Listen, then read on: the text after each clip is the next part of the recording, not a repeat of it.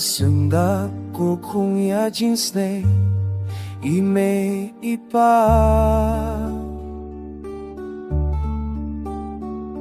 Papilong kikun padong ako baba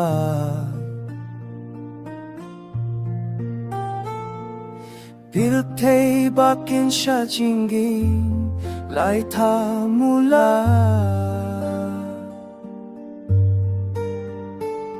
To senggap ko kuya jinsne ime ipa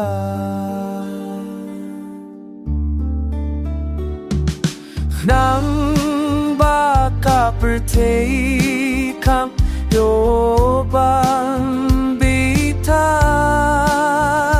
Talapit kong uyala imeipa Lasyain dangam don syuhang nehasla Bertemano kemban sten ko kuntoda Konutoda buro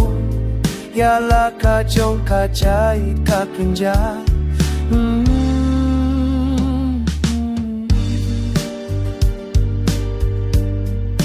Hula La la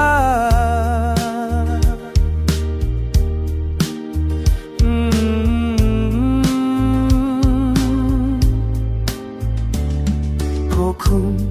toyai ya tilishi para Waktu kau mention jinya mai cintalah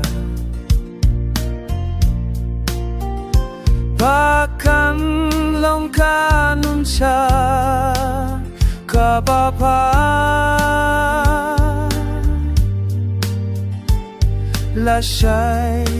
Lashi seni ai kan lokum ta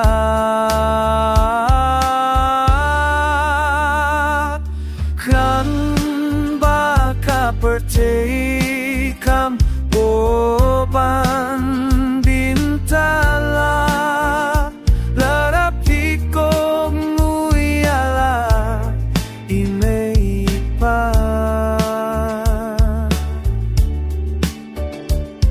Lasyain dalam don syuhang nehasa Bertemano kimban sunus nengko kuntoda